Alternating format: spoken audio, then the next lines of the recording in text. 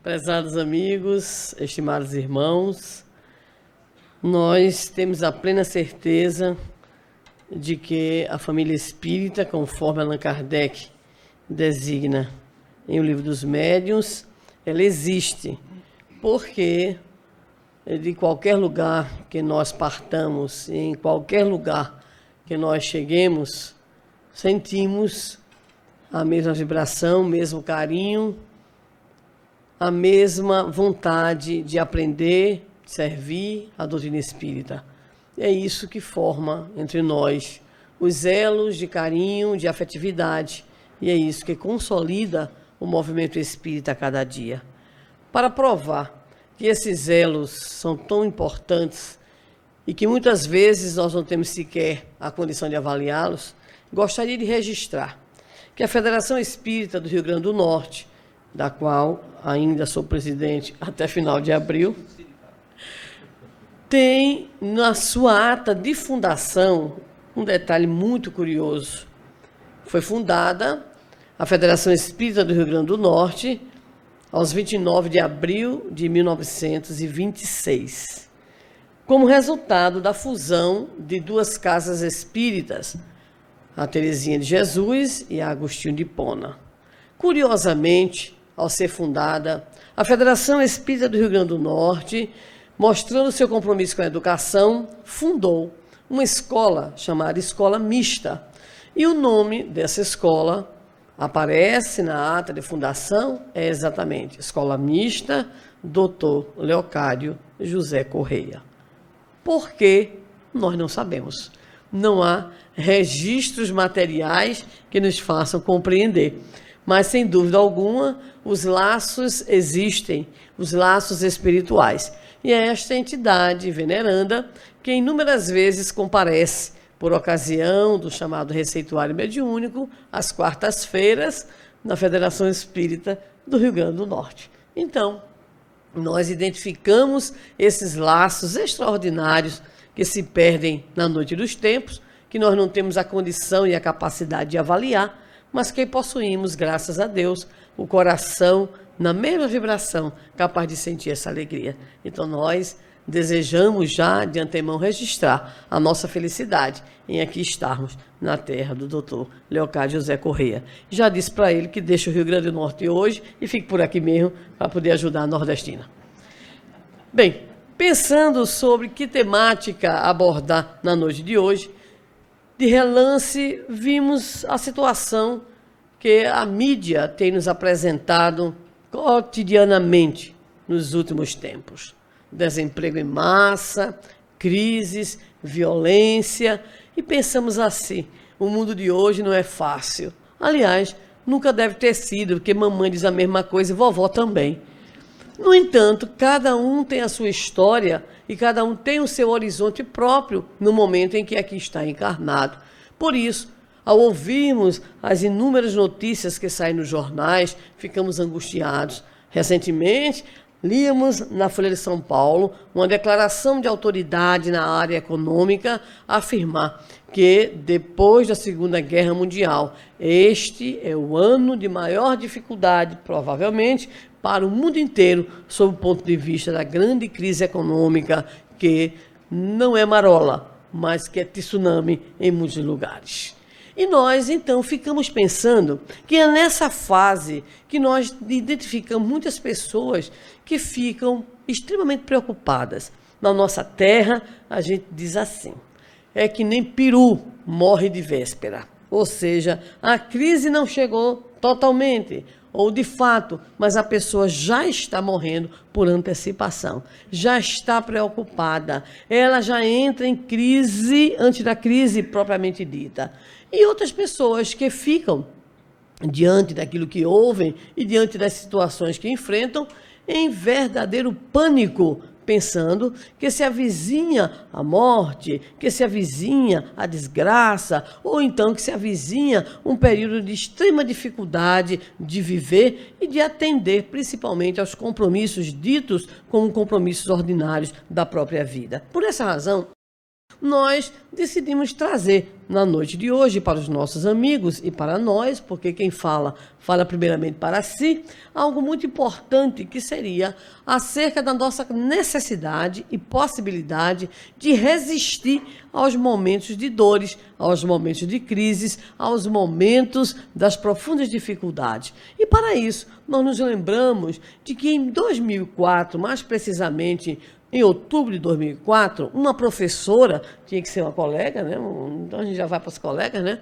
Ela, de nome Andréa Salgado, se encontrava numa atividade de lazer com marido e filhos numa praia do litoral fluminense. Ela, que sempre teve muito medo, decidiu naquele dia brincar na chamada Banana Boat, ou seja, uma espécie de boia grandona, e ali então ela, que receava, mas decidiu enfrentar. Naquele dia decidiu enfrentar o medo. E naquele dia que ela decidiu enfrentar o medo, eis que uma lancha se avizinha, ela não tem tempo sequer de conseguir dar a segunda braçada. Ela diz, dei a primeira, na segunda já percebeu que as pernas estavam envolvidas no motor da lancha. E nesse momento, ela tenta escapar, mas não consegue, e só percebe que a perna direita estava profundamente machucada e o pé esquerdo chegou próximo ao próprio rosto dela. Mas ela observa também que corriam para salvá-la alguns dos companheiros, amigos e até mesmo pessoas que apenas estavam frequentando aquele mesmo ambiente. O seu temor era que os filhos vissem o que estava acontecendo. E ela consegue, com o apoio de salva-vidas, mais adiante a ambulância chega e ela permanece consciente o tempo inteiro. O interessante é que neste momento de dor, ela decide estabelecer uma conversação com Deus, fazendo uma espécie de trato, e diz o seguinte: Deus, leve as minhas pernas, mas me deixe viva. Naquele instante, ela chega ao hospital com dores profundas, apesar dos medicamentos, e é submetida, de fato, a um processo cirúrgico, e nesse processo ela tem as duas pernas amputadas. A família entra naquela crise própria de quem acompanha o sofrimento de um ente querido. Ela, então, começa a dizer para o seu marido, para os seus filhos, para os seus familiares, que eles deveriam, ao invés daquela atitude pessimista, acabrunhada, estarem felizes, porque, afinal de contas, ela tinha perdido as pernas, ela não tinha perdido a vida. E, posteriormente, ao apresentar seu relato numa entrevista que foi divulgada no mês de maio de 2005 pela revista Veja, ela diria que o que mais pensava naquele instante era o seguinte: eu tenho um marido, eu tenho 2 filhos pequenos, meu Deus, me dê a oportunidade de cuidar dos meus filhos, mesmo sem perna, não tem problema nenhum, depois a gente vê o que pode fazer. E, de fato, esta professora, ela começa a ser uma espécie de referência em termos de comportamento, pelo bom ânimo, pela capacidade de enfrentamento, pela sua resistência, e por essa razão, todos nós, inclusive espíritas, devemos ter lido alguma coisa na própria imprensa espírita, porque alguns jornais saíram, algumas reportagens, alguns artigos foram publicados, tendo a professora Andréa Salgado como foco. Curiosamente, os espíritas, que nem são bairristas, nem gostam de puxar a sardinha para o espiritismo, em dado momento da entrevista, pergunta o repórter a ela como é que ela encontrou os elementos de força interior para superar. E ela dizia assim: eu sou católica, mas depois do acidente, eu comecei a ler livros kardecistas, foi a expressão que ela utilizou, e encontrei no espiritismo muitas respostas. E aí a turma chega brava, né? A espiritada fica feliz e animada. E ela continua dizendo que, na verdade, o que ela decidiu, enquanto alguém que estava vivenciando um problema muito sério, foi o seguinte: ela olhava para trás, olhava para frente. Olha que coisa mais simples, olhar para trás, olhar para frente, o que é que tem isso a ver? Ela diz, olhar para trás significa ficar pensando nas pernas, as pernas que ela perdera. E aí, o que ela faria? Ficaria chorando? Ficaria amargurada? Ficaria constantemente observando aquela sua situação? Ou, pelo contrário, ela olharia para frente? E aí, o olhar para frente significava, segundo o seu próprio depoimento, um desafio muito grande, que era aprender a andar. Aos 33 anos de idade, a aprender a andar. E nesses momentos, nós identificamos também a beleza da solidariedade, porque foi um médico de Sorocaba, o esposo dela era bancário, era professora desempregada, não tinha condições de adquirir as próteses. E este médico solidário de Sorocaba teve a oportunidade de doar a prótese e, após a cirurgia, ela já começou a fazer todo o processo de fisioterapia. Mas nos chama a atenção um depoimento da professora Andréa Salgado. Ela disse que a partir daquela sua experiência, das diversas entrevistas, televisão, rádio, jornal, ela começou a ser uma pessoa conhecida. E ela ria dela mesma, porque de vez em quando ela queria, por exemplo, andar e não conseguia, caía e ria. Né? E ela tentava subir uma escada, caía, ria de novo dela mesma. E não foi, não sem surpresa, que ela viu um belo dia a sua filha, uma pequena de 4 anos de idade, tentar subir a escada apenas com as mãos. E quando ela pergunta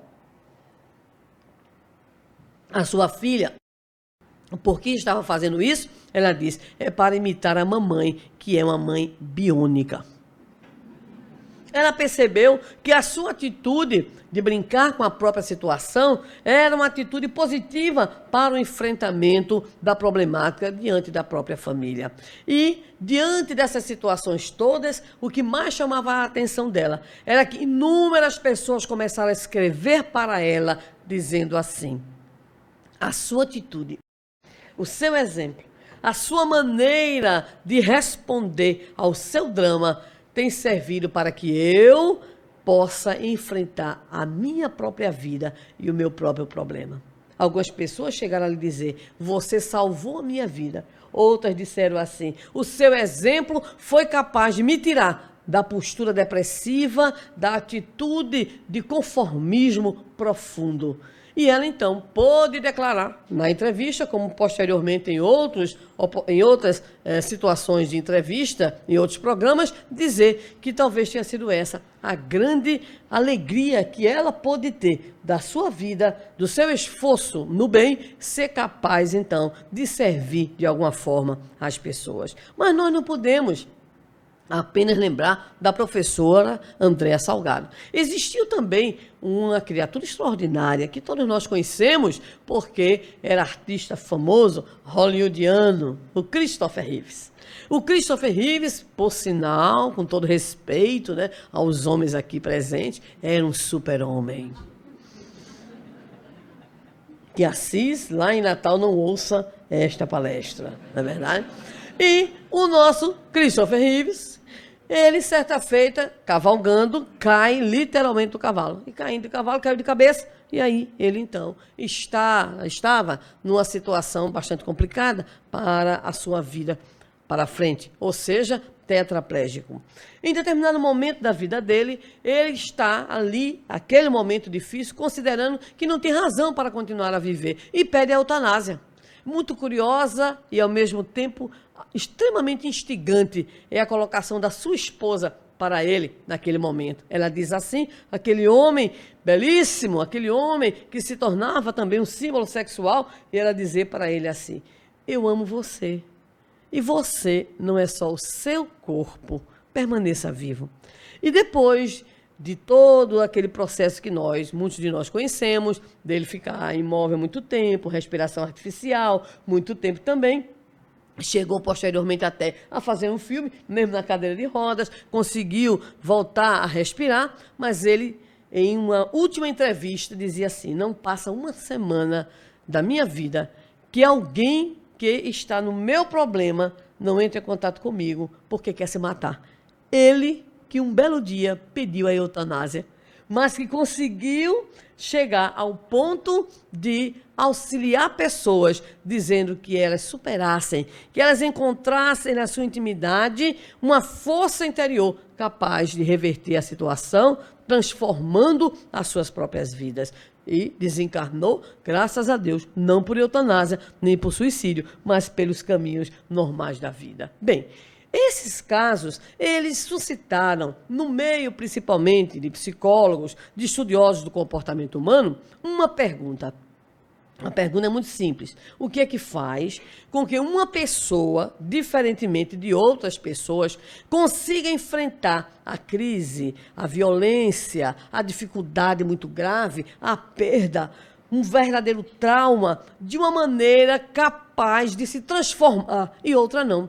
E essa pergunta não diz respeito apenas a pessoas, mas diz respeito também a grupos.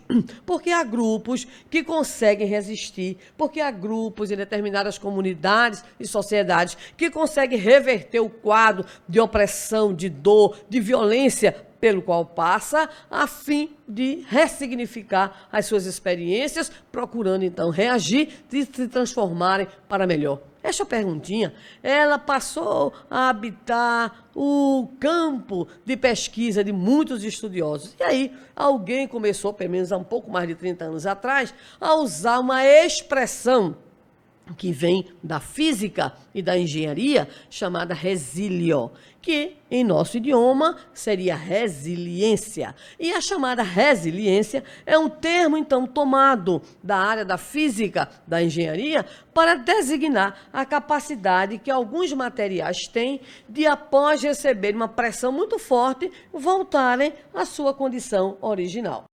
Os exemplos mais simples, elástico. Então, quem de nós aqui não já levou a famosa cipuada do elástico? A gente foi brincar, e aí, pô, e ele dá aquele estalado, e aí volta, parece que não aconteceu nada, tá lá, só muito tempo, ou a baixa qualidade é que vai afetar o elástico. Mas vamos lá para outras ilustrações, um pouquinho com mais qualidade. Quando nós assistimos recentemente às Olimpíadas, nós vimos, né, o drama da brasileira em função do problema da vara. Né? Aquela vara que sumiu, que até hoje se está procurando, porque ela desapareceu. Né? E ela, então, entrou naquela crise imensa, porque aquela vara que ela precisava, em função de uma altura que ela pretendia atingir. Pois aquela vara, todos nós nos lembramos da cena. A atleta corre, carregando aquela vara imensa, né? Em determinado caixote encaixa a vara, ela então se curva. Mas como ela se curva? Para receber o peso do atleta que, auxiliado pelo impulso, então tenta fazer a ultrapassagem ali, né? Alcançando as distâncias, as alturas, melhor dizendo, né? Que poderiam lhe consagrar enquanto atletas. Ora, posteriormente, a vara volta à sua condição original. Da mesma maneira, as famosas barras assimétricas das meninas e a barra fixa dos homens. Então, apenas para a gente ilustrar o que seria, no campo da física, da engenharia, a chamada resiliência. Então, autores consideraram que esse era um termo muito bom para designar esta capacidade humana de, depois de receber uma pressão violenta, voltar. Só que no caso da criatura humana, ela não volta ao que era. Ou seja, a nossa professora Andréa Salgado, ela foi resiliente, ela é resiliente, está viva até hoje, mas ela não voltou até as pernas. E o nosso Christopher Reeves não voltou a andar. Então, no caso das pessoas, o termo resiliência se aplica com algumas variações. Em primeiro lugar, não há um consenso entre os estudiosos, mas há algumas coisas que se poderiam dizer a respeito dele. Primeiro, que é um termo de fácil compreensão. Quando a gente diz assim, fulano é resiliente, é professor, quando recebe o contra-cheque no final do mês, que lá na minha terra é chamado chá de cebola, porque quando a pessoa olha, chora, entendeu? Chá de cebola. Então, nós encontramos já inúmeras monografias, dissertações de mestrado e tese de doutorado que estudam exatamente por que é que, no grupo de professores, né, alguns deles olham aquele contra-cheque e dizem assim, pois eu vou dar aula do preço que está aqui. Aí é uma desgraça. Uns conseguem fazer a chamada ali até a letra J, L, mais ou menos, né?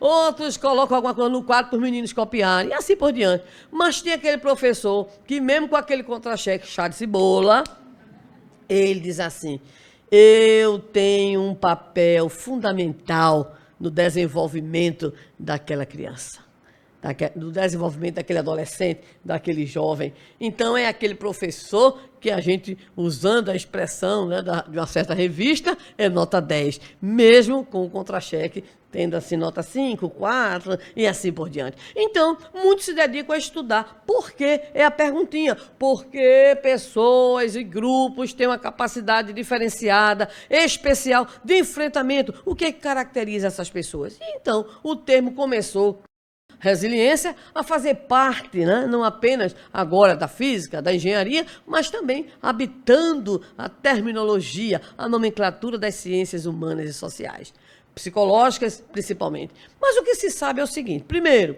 é que é algo fácil de compreender. Segundo, difícil de definir. Terceiro, impossível de avaliar. Por que é impossível de avaliar? Porque um material concreto, ele pode ser estudado através dos diversos instrumentos, mas o ser humano, ele tem tantas variáveis que hoje já se diria, então, que a resiliência é, de fato, a capacidade de resistência de pessoas e de grupos diante de adversidades, diante de pressões, diante de traumas, mas isso tudo como se fosse um conjunto de atitudes que tem a ver com as condições internas do indivíduo e com as condições externas do indivíduo.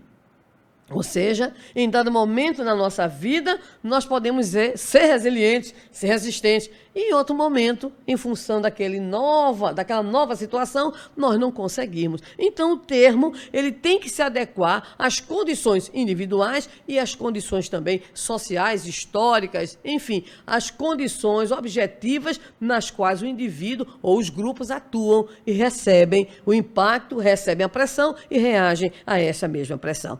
Mas é preciso, primeiro, que nós não confundamos. Resiliente não é aquela pessoa que se adapta. Às vezes é somente sonso.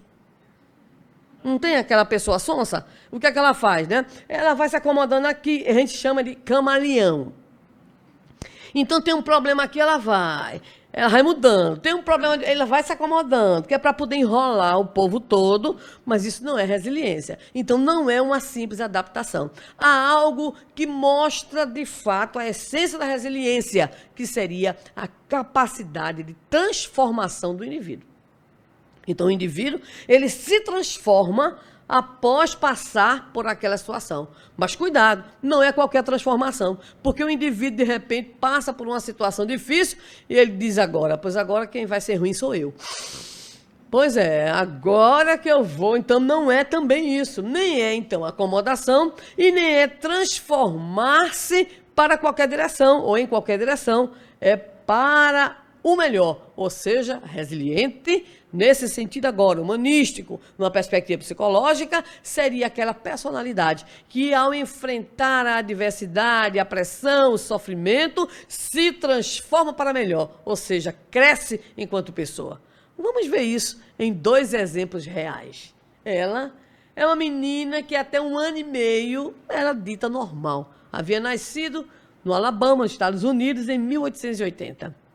Mas com 1 ano e meio de idade, uma enfermidade de difícil diagnóstico a torna uma criança cega e surda. Por consequência, não consegue aprender a falar. Até os 7 anos de idade, Helen Keller, o nome da nossa figura, não consegue nem perceber o que se passa no mundo, não consegue se comunicar. É uma criança, embora os pais tentem de alguma forma ajudá-la, mas é uma criança, uma espécie de ilha isolada, né, do continente, das experiências sociais. No entanto, por indicação de Graham Bell, ela vai receber, perto de completar 7 anos, como professora, uma jovem de apenas 21 anos de idade, chamada Anne Sullivan, que havia feito nada mais, nada menos do que 9 cirurgias para recuperar a visão.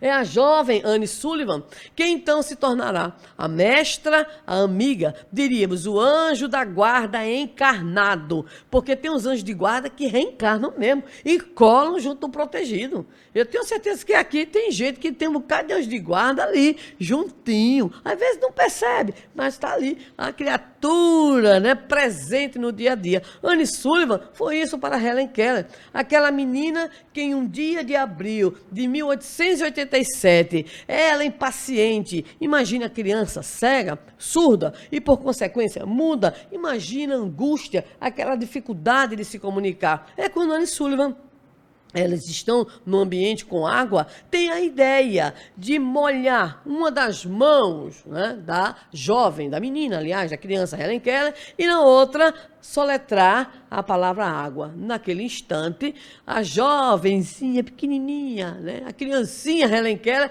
percebe aquilo que a sua mestra queria, que ela sempre chamava de professora, queria lhe dizer. Ela pega a água, sente que é fria, que escorrega, e ela, né, soletra ali, water, e naquele dia foram 30 palavras que a menina Helen Keller aprendeu. Para que nós apenas situemos, Helen Keller, aos 10 anos, vai aprender a falar.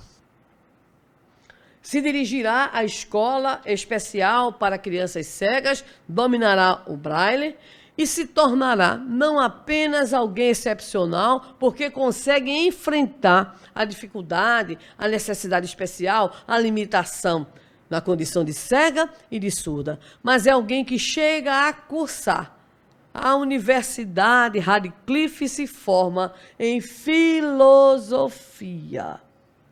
Publica diversos livros, um dos quais tem o nome Otimismo. Começa a fazer palestras pelo mundo inteiro. Recebe comendas, inclusive aqui no próprio Brasil, a comenda Cruzeiro do Sul, ela recebeu. Faz um trabalho social intenso em defesa dos direitos das crianças cegas e surdas. Dirige-se a chefes de Estado, profere conferências, exige a manifestação real das instituições, das associações que protegeriam, que deveriam proteger essas crianças, denuncia a omissão, as dificuldades, inclusive até de movimentação, a ausência da assistência médica. E aos 78 anos de idade, na Ásia, ela percorre 40 mil milhas em 5 meses. Retira-se e vai desencarnar aos 88 anos de idade. Nós selecionamos apenas uma frase da nossa, aliás, um período, um pensamento da nossa Helen Keller. Ela diz assim: quando uma porta de felicidade se fecha, outra porta se abre. Mas muitas vezes nós olhamos tão demoradamente para a porta fechada que não podemos ver aquela que se abriu diante de nós. É uma história das mais importantes. Ela chegou a ser amiga de quem? De John Kennedy, o conhecidíssimo, famosíssimo, né, presidente dos Estados Unidos. Era amiga de Charlie Chaplin, imagine. E chegou a ser apontada como uma das mulheres mais importantes do mundo, pela sua capacidade de luta, pelo seu esforço e pela sua coragem. Um exemplo, diriam todos os seus amigos, um exemplo de superação. Ou seja, nós poderíamos identificar em Helen Keller a chamada personalidade resiliente. Ou seja, diante da adversidade, diante do problema, imaginemos que esse problema acompanhou a vida toda, porque o problema não é a adversidade, não será a eliminação do problema, a eliminação da adversidade, é a postura que a gente tem diante da adversidade. Ou seja, a dor não foi superada, continua a ser cega, continua a ser surda, era agora o quê? O como enfrentar. Mas para que os homens não fiquem com ciúmes, porque vocês sabem que os homens são profundamente ciumentos. Quando a mulher fala e fala bem de outra mulher, eles lá na intimidade dizem, puxando o saco, né? Farinha do mesmo saco. né? Então, para que meu amigo Francisco não fique pensando que eu vim aqui fazer discurso bem próximo ao Dia Internacional da Mulher, eu vou lembrar agora de um personagem que nasce em Viena, na Áustria, e que vai ter uma experiência dolorosíssima, que é a experiência do campo de concentração. O nome dele, Viktor Frankl. De onde? Da Áustria. Psicanalista, inclusive considerado um dos 3 maiores nomes da chamada psicanálise, psiquiatria austríaca. Ele, então, vai viver a experiência de um campo de concentração. E no campo de concentração, ele vai encontrar os elementos para escrever as suas obras, de modo especial, a obra que o imortalizará sobre o homem e os seus desafios. E nessas mais de 100 páginas, ele irá, então, tecer comentários sobre aquilo que ele observou. Ele é um sobrevivente. Aquilo que ele observou no campo de concentração. E o que ele observou no campo de concentração foi muito simples. Ele dizia o seguinte, a pessoa no campo de concentração, e olha que era Auschwitz, o pior deles, né? Ele dizia assim, a pessoa só tem 2 caminhos, ou resiste ou se entrega. E ele começou a levantar, a partir da sua observação, que pessoas eram capazes de resistir. E ele encontrou 2 grandes conjuntos de pessoas. Primeiro conjunto, eram as pessoas que amavam. Então, alguém que amava muito, um filho que estava longe, aí a pessoa diz assim, eu sobrevivo, porque eu quero encontrar aquela pessoa. Uma pessoa que amava mesmo, um amor amoroso, como a gente diz, ou então alguém que amava a Deus, por exemplo, que tinha uma devoção, no sentido religioso da palavra, para essa pessoa dizia, eu resisto até o fim, e aí a pessoa não se entregava. Segundo grupo, as pessoas que achavam que elas tinham uma missão na Terra, independentemente de ter religião ou não.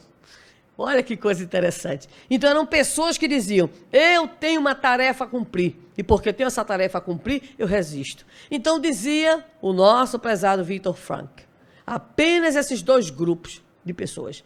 As outras desistiam, no popular, jogavam a toalha. Muitas encontravam o caminho do suicídio, outras, em verdadeiros surtos de desespero, se jogavam nas cercas de Auschwitz. E muitos, então, acabavam antes consigo mesmo, pela deserção, a própria vida, numa entrega profunda à desistência do próprio viver. Ora, meus amigos, nós poderemos observar que, de fato, Viktor Frankl estava certo. As pessoas capazes de resistir são pessoas que amam e são pessoas que encontram no fazer da vida, no exercer uma atividade, algo capaz de lhes trazer uma motivação interior. Por essa razão, nós poderíamos rapidamente delinear algumas das chamadas características das chamadas pessoas resilientes, ou das pessoas capazes de resistir às dores, aos sofrimentos, às adversidades. Primeiro, a pessoa tem que ter ideais. Quem vive sem ideal? Quem vive sem um sonho? Quem é capaz de viver como se estivesse apenas querendo resolver o dia de hoje, como se for um animal que necessita sair à caça a fim de suprir a sua própria necessidade. O homem é o único ser prospectivo, ou seja, é o único ser que olha o amanhã. Tá bem, que tem uns que olham demais, né? Fazem uma poupança enorme. Outros olham tanto o amanhã que pagam fortunas para ficarem congelados, esperando que um dia apareça a cura de uma doença, né? Outros que estão tão preocupados em viver tanto que aí já conseguiram comprar um tipo de caixão diferente, que é a funerária do Botãozinho. Funerária do Botãozinho, sim. É a funerária porque se eles acordarem, eles, de repente, né? Eles podem ali apertar e virem salvar. Ou seja, se eles tiverem a chamada morte aparente, uma letargia, uma catalepsia geral. Muito bem. Então, pessoas que olham o amanhã, mas sem essa neura, né? Outra coisa que caracterizaria muito a chamada personalidade resiliente, ter metas a atingir, olhar para frente. Eu me lembro do codificador Allan Kardec, no livro Viagem Espírita, em 1862, onde ele diz em um de seus discursos, o passado é muito pouco e o futuro é tudo. Olha aí. O futuro é tudo. Olhar para frente. Então foi isso que fez com que a nossa professora Andréa Salgado dissesse, Senhor, leva as minhas pernas, agora me deixa viva para criar meus filhos. Eu quero ver meus filhos crescerem. Foi esse olhar para a frente que fez com que o Christopher Reeves saísse da sua condição de símbolo sexual para uma cadeira de rodas, mas desenvolvendo um trabalho social e um trabalho de apoio a outras pessoas que enfrentavam as suas mesmas dificuldades.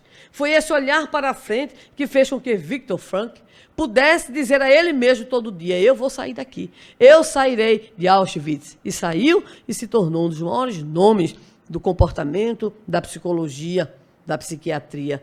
Foi também por olhar para a frente que Helen Keller decidiu que ela seguiria, ela aprenderia, mesmo formada, mesmo depois de receber todos os lauréis, os prêmios, jamais parou de lutar, de ver pela frente a oportunidade de continuar viva e principalmente viva e atuante pelas causas sociais. Outra coisa importante da chamada personalidade resiliente é uma postura proativa e não uma postura reativa. O que é isso? É a pessoa ser capaz de inventar, ser capaz de criar, ser capaz de resolver alguma coisa. E não ser aquela criatura, como a gente diz, morta nas calças. Conhece essa expressão?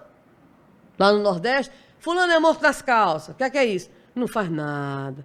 Eu, por sinal, parei ainda há pouco, né, quando vinha para cá, no aeroporto de Salvador, e tinha uma camiseta muito interessante, que era os 10 mandamentos do baiano. Se Divaldo ler um negócio desse, enlouquece. Somente uma delas diz assim: se você tiver vontade de trabalhar, pare. Deixa a vontade passar.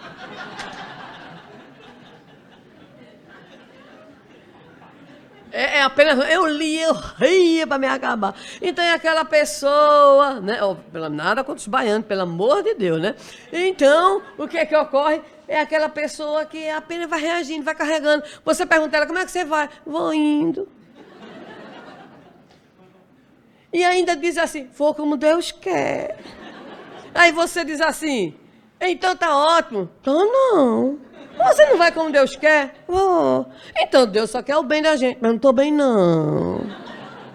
E aí você fica pensando que essa pessoa, não é verdade? Reclama de tudo. Então a pessoa proativa, ela vai em busca das oportunidades de inventar, de criar, da oportunidade que ela tem de reverter a situação e o quadro. Não, acredito que alguns aqui, né, logicamente, os homens não, mas algumas mulheres devem assistir o Mais Você. De vez em quando eu gosto de assistir, inclusive todo mundo assistiu de Divaldo, homem, mulher, todo mundo assistiu. Mas vamos lá, né? Então apareceu, em homenagem ao Dia, né, da Internacional da Mulher, uma figura chamada, eu não lembro o nome dela não, uma figura que era pedreira detalhista. Não sei se alguém aqui percebeu. E eu fiquei pasma com aquela criatura. E a outra é carpinteira de forma. E aí, a curiosidade da Ana Maria Braga era saber o que é que elas eram. Mas veja que coisa interessante. A chamada pedreira detalhista, 2 filhos para criar sem nada. Começou a vender salgados. E aí uma colega disse assim para ela: olha, tem esse lugar aqui para você viver, um depósito. Horrível, depósito, triste. Um vão só, como a gente diz, um vão só. Ele disse: olha, é isso que eu tenho. Mas você devia fazer, sabe o quê? Um curso de pedreira. E ela disse: pedreira? E tem. E aí ela foi fazer o curso. Vendia salgado de manhã, fazia o curso de pedreira detalhista à tarde, e à noite, o que ela fazia? Ajeitava o vão. Ou seja, ela ficava, né, na oportunidade, sempre atenta de colocar em prática. Então, ela conta que, de repente, tinha que fazer o contrapiso e não sabia. Ia para a aula, aprendia a fazer contrapiso, já ficava em casa correndo, e muitas vezes, 5 horas da manhã, lá estava ela fazendo, ou seja, exercitando, colocando em prática o que havia, né, recebido enquanto conteúdos no seu curso de pedreira detalhista. Ou seja, não ficou chorando: eu tenho 2 filhos para criar. Não ficou naquela postura de quem apenas reclama, de quem apenas chora. Foi a luta. É uma característica da pessoa resiliente. Ela sai, ela enfrenta. Mesmo que muitas vezes faça o que não deve fazer. Ou mesmo que às vezes erre. Mas ela tem essa atitude de sair, olhar para frente e fazer alguma coisa. Muito bem. Fé humana, conforme nos diz o Evangelho segundo o Espiritismo. Quando a pessoa tem a fé em si própria também. Tem aquela pessoa que é capaz de olhar a problemática, a dificuldade e dizer assim: eu sou capaz de fazer isso, eu tenho coragem de fazer aquilo, porque a pessoa confia em si. Conheci uma senhora, já quase sexagenária,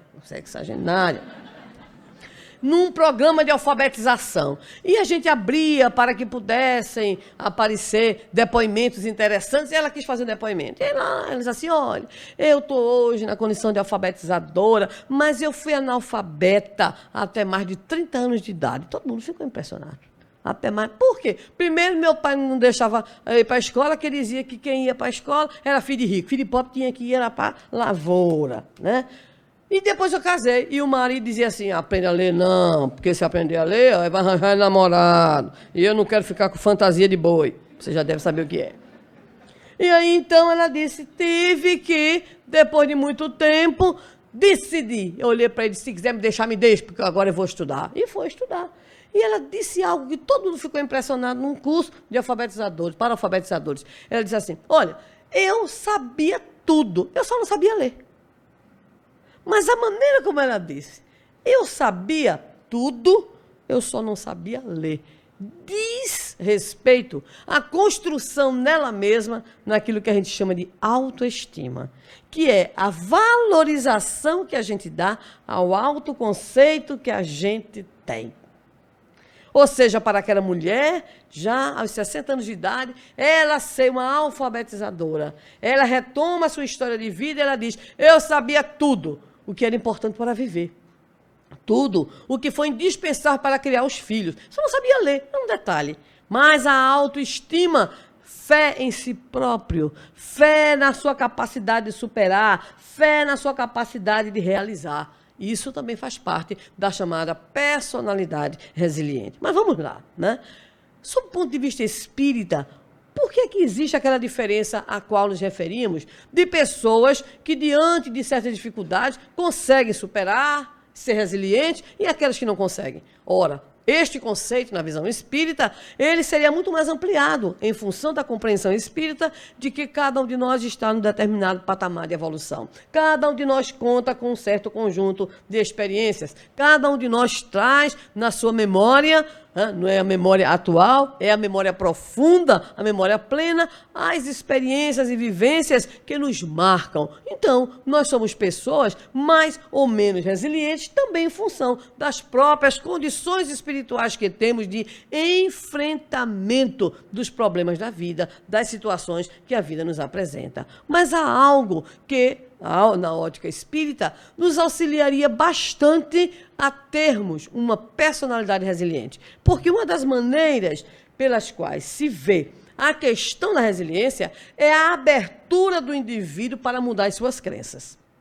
Observemos que a professora Andréa diz assim, eu sou católica. Agora, depois do acidente, eu comecei a ler livros espíritas. E ela responde que os livros espíritas lhe davam uma compreensão diferente. Então, nós já começamos a perceber que, na verdade, se constrói também a resiliência. Ou seja, nós não nascemos só com uma capacidade já nossa, em termos do passado espiritual, que nos garante certas conquistas, mas nós podemos também adquirir a partir do momento em que uma nova compreensão acerca da vida se nos apresenta. Então, a pessoa espírita, ela tem muitas condições de perceber a razão da sua dor, a compreender as causas dos seus sofrimentos e das suas adversidades. Consequentemente, o Espiritismo nos ajuda a ter uma postura resiliente, ou seja, uma postura de enfrentamento, de resistência, de superação e de transformação. Mas nós gostaríamos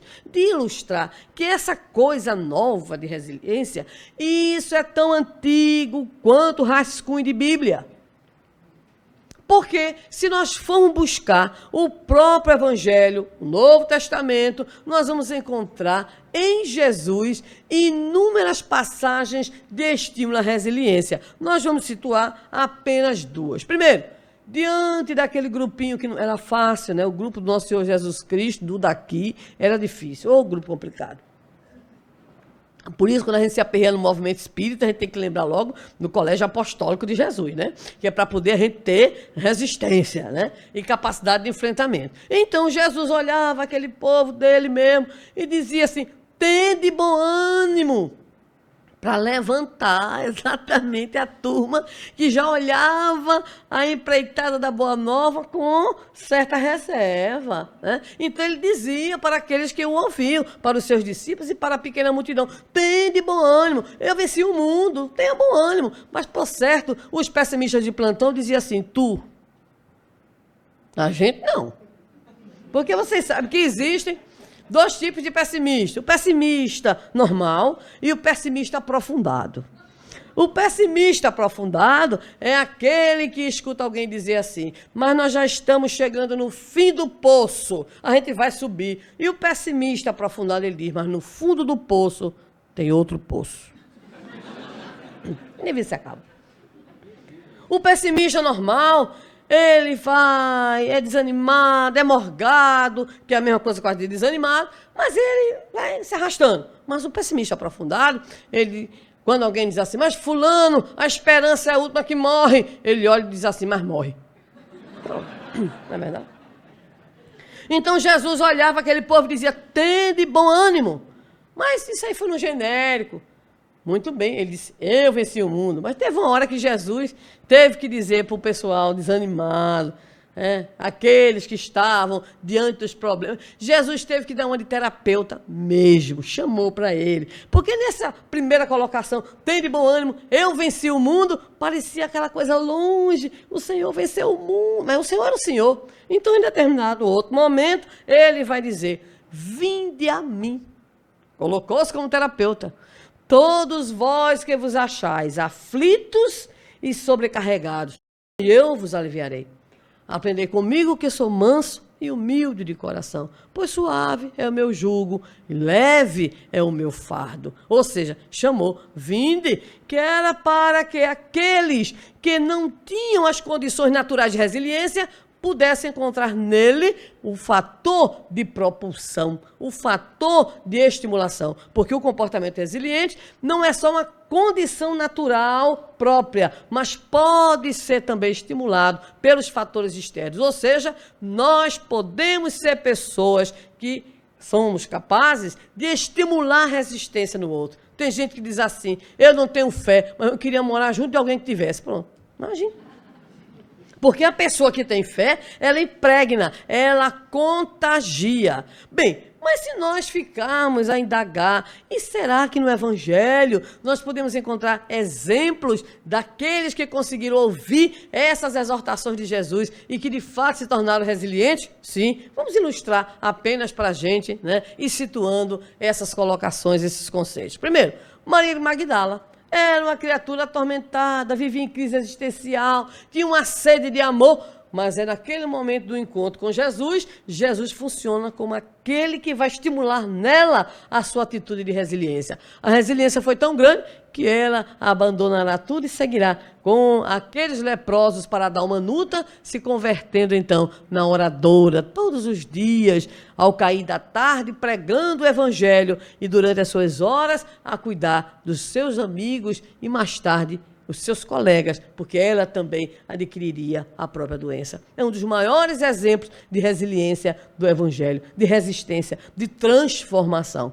Mas Paulo de Tarso tinha outra doença. Enquanto Maria de Magdala tinha aquela crise existencial própria de alguém que tem sede, não sabia muito bem de quê, Paulo tinha uma outra doença: preconceito.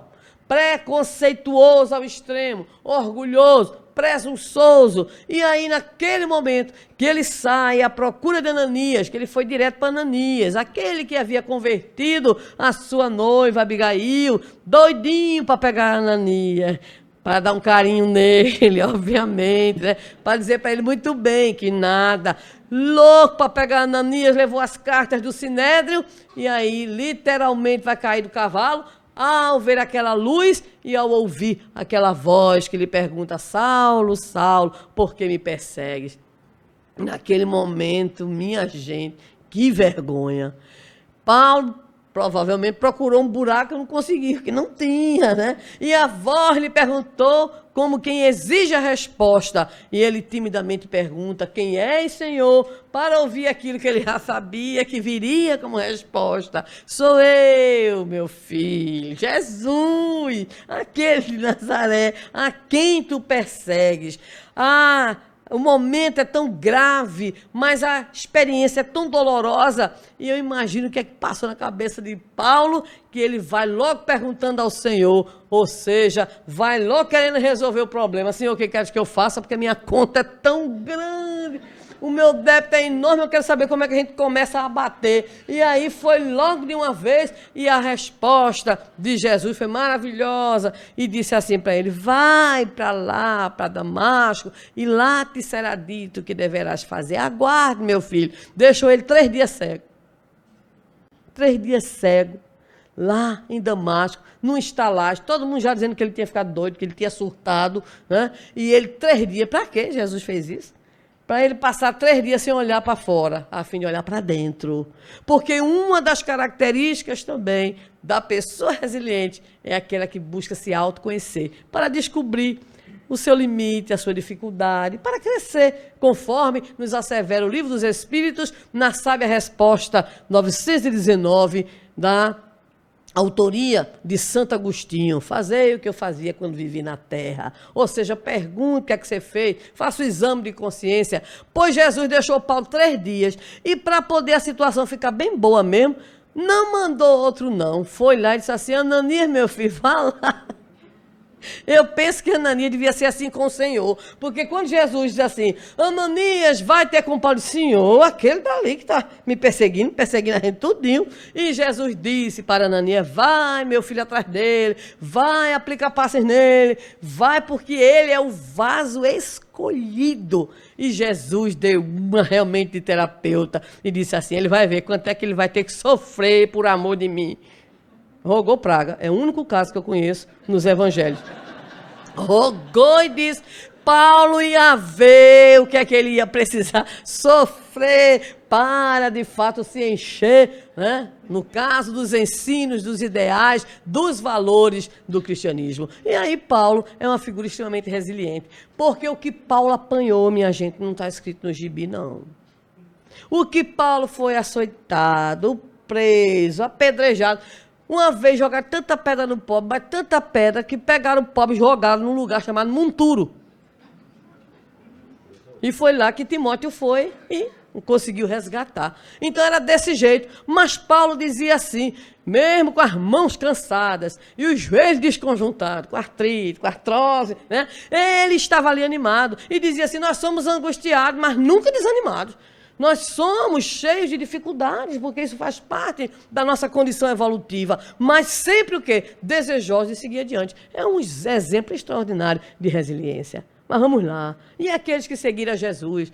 Vamos começar por um que tem muito a ver conosco, que é o Agostinho de Hipona, nosso mentor espiritual do Rio Grande do Norte. Agostinho vivia naquela crise: vou, não vou. Vou ser santo como minha mãe, ou vou ser devasso como meu pai. Vivia nessa complicação, até que um belo dia ele realmente tem uma experiência mística. E nessa experiência mística, ele optou pelo lado materno. Ainda bem, Santa Mônica. Mas o nosso Agostinho de Hipona sofreu também. E como sofreu, como acompanhou todo aquele processo da igreja nascente, como se equivocará, inclusive, ainda em alguns dogmas que ele fundamentará. Mas não nos esqueçamos, foi um exemplo tal que a própria multidão é que o institui bispo, né? Pede às autoridades eclesiásticas para que ele se tornasse bispo da cidade de Hipona, pela sua dedicação integral. Ou seja, aquele seu sofrimento, aquela sua dor, se transforma então num estímulo à sua própria redenção. Mas vamos lá, tem o Francisco de Assis, né? Tinha o desespero juvenil, naquela época sem shopping, que segundo os adolescentes é o lugar da felicidade, né?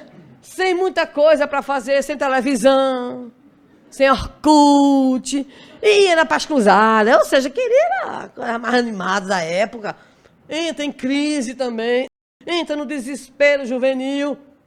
Mas o Senhor lhe aparece e vai lhe pedir para que ele reconstruísse a sua igreja. E no exemplo de resiliência profunda, de resistência profunda, ele chegará ao ponto de dizer àqueles que contemplavam o momento em que uma doença, um glaucoma, ele necessitará que um ferro em brasa vá, né, ali no seu olho. Ele olha para o ferro, olha para o fogo e diz assim: irmão fogo, vê lá, hein? Cuide direitinho dos meus olhos. O irmão leão desmaiou, buf!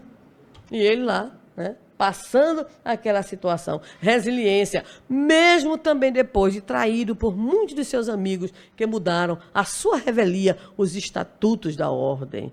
Mas resiliente. Mas para que a gente não fique só desse lado, vamos para os espíritas também, para a gente ir fechando, pode ser? Então vamos lá, pelos espíritas. Estou chegando ao fim, viu? Estou chegando. Vamos começar pela figura de Jesus Gonçalves. Jesus Gonçalves, que nasce no interior de São Paulo, fica órfão aos 3 anos de idade, aos 14 é agricultor e começa uma vida complicada. Ele casa, as mulheres morrem. Ele casa, as mulheres morrem. Morreu a primeira, já vinha com 2 filhos do casamento primeiro, deixou ele com 6. 2 dela e 4 deles 2. Imagine que situação. Depois ele casa de novo, imagine, 6 meninos para criar, casa de novo. 12 anos depois, morre a segunda. Ele vai, aos 27 anos de idade, descobre que tem hanseníase. Naquele momento, imagine, no nosso Brasil, né, ainda que lá, aqui pelas bandas do sul, mas o preconceito é em todo canto, né, não conhece latitude.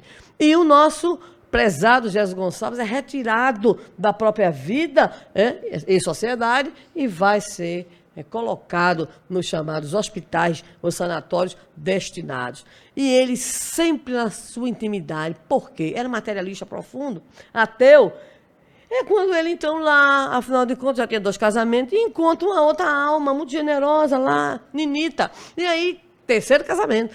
Casa com Ninita, lá no hospital. E Ninita era estudiosa do espiritismo. E dizia assim: homem, estuda o espiritismo, que você vai encontrar as respostas para as suas dores e seus sofrimentos. Eu sou ateu, sou materialista.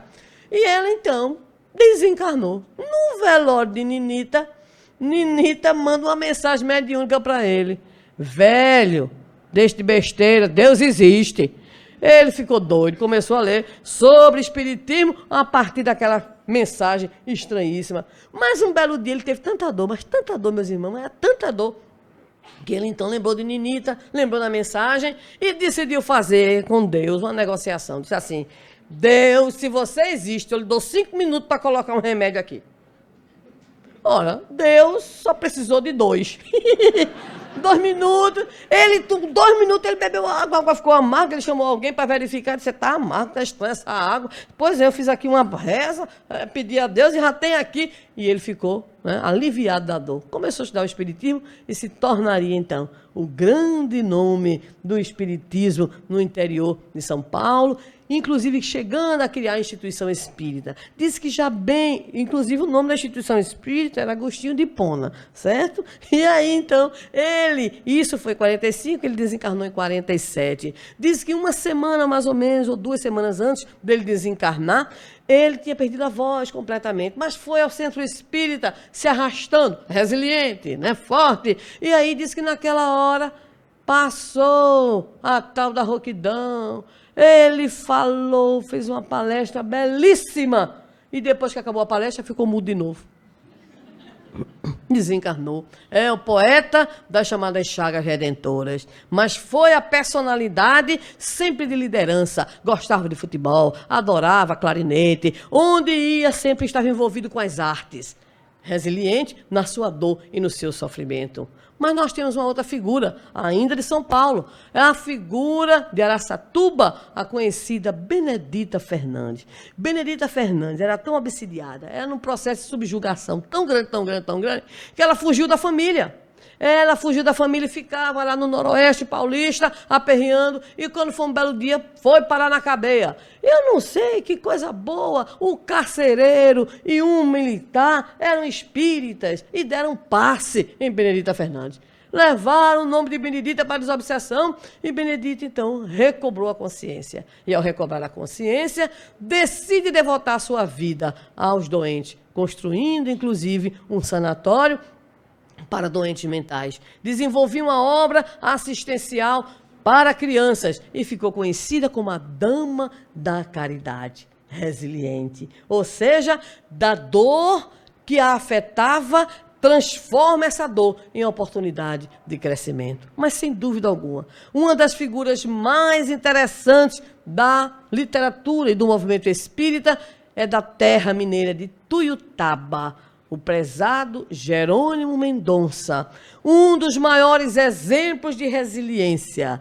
Contam os seus biógrafos que menino pobre lutou desde cedo e que, aos 20 e poucos anos, foi assistir uma sessão de cinema daquelas, avant première, e aí foi simplesmente o filme E o Vento Levou. Os que só têm 20 anos, obviamente, não sabem. Os que têm 25 sabem que o filme dura quanto tempo? 3 horas e cacetada, quase 4 horas. Só Daniel é que tem 25 anos aqui, graças a Deus. E ele demorou, porque não é somente mulher que se demora para se arrumar, ele tinha um terno de linho branco. E aí ele foi todo bonito e charmoso. Quando chegou, o cinema estava cheio, lotado, ele ficou em pé. Em pé. 3 horas, quase 4. E aí ele saiu carregado, porque o processo inflamatório, né, tudo inchou. E o terno de linho branco foi cortado. E não foi apenas o terno de linho branco que foi cortado. E o vento levou, era o nome do filme. E levou muita coisa. Porque a partir daquele momento começava a vir a cruzes daquele que passaria décadas numa cama ortopédica, que passaria 20 anos cego também, que ergueria uma das maiores obras de assistência e amparo, que divulgava o espiritismo, que tinha um vozeirão, que adorava cantar, que ficou amiga até de Roberto Carlos, e que dizia para Divaldo: veja só, Divaldo, você fala e eu saio carregado na cama. E dizia de uma forma bem-humorada, porque o bom humor é a outra característica das personalidades resilientes. Ele dizia assim: casei-me com o espiritismo no civil e com a dor no religioso. Certa feita o levaram para que Zé Arigó o curasse. E Zé Arigó, no caso o espírito Fritz, através de Zé Arigó. E o espírito Fritz, naquela hora, olhando a situação de Jerônimo, disse assim: o problema dele são os 3 seis. 3 seis? É. E perguntaram: o que é isso? Calma, cama e karma. Mas ele não tinha problema, mesmo enfrentando aquela situação toda. Dizem aqueles que o conheceram, jamais se ouviu a reclamação, jamais se ouviu a revolta. Quando lhe perguntaram certa feita o que seria felicidade, ele dizia: do jeito que eu vivo e que eu sou, seria dormir de lado. Mostrando a personalidade. Diz o próprio Divaldo também que adorava imitar Divaldo, fazia, né, aquelas coisas de um bom humor extraordinário. Prova de resiliência. Meus queridos irmãos, para encerrar, quando perguntaram à professora Andréa Salgado: você não tem nenhum momento de tristeza, não? Quando você se vê caindo, quando você olha e não vê mais as suas pernas, o que é que você sente? Como é que você enfrenta a tristeza, o acabrunhamento? Ela disse: isso tem, é claro, é natural, que diante da dor, da dificuldade, eu muitas vezes me sinto triste, mas eu decido olhar para frente, digo para mim mesmo: mulher, levante a cabeça. E nós gostaríamos então, para finalizar nesses dias, dizer aos nossos amigos e irmãos desta terra e aqueles que aqui vieram da região, de que a doutrina espírita tem nos dado a todos os elementos conceituais para que nós nos entendamos como filhos de Deus, como espíritos criados simples e ignorantes, que temos um único objetivo, que é a nossa felicidade, e que transitamos nessa longa jornada, no exercício do livre-arbítrio, que nos traz também, obviamente, a lei de causa e efeito, aprendendo, agregando conhecimentos, valores, experienciando, mas também sofrendo, porque isso faz parte do processo, também chorando, porque isso também faz parte do crescimento, mas sempre olhando para frente, perseguindo o futuro, perseguindo a felicidade que tanto necessitamos. Lembramos, finalmente, a figura mitológica da fênix, aquele pássaro que, ao ser destruído, entra aquela combustão, mas daqui a pouquinho ressurge.